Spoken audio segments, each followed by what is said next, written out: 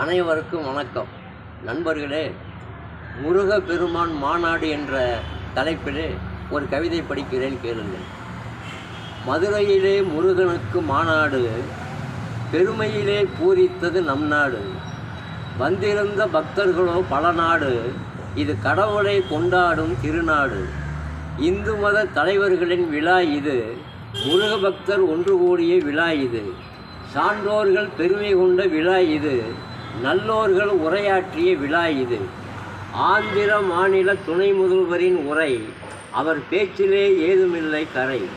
முன்னாள் தலைவர் அண்ணாமலையின் உரை, இந்நாள் தலைவர் ஐயா நயினாரின் உரை.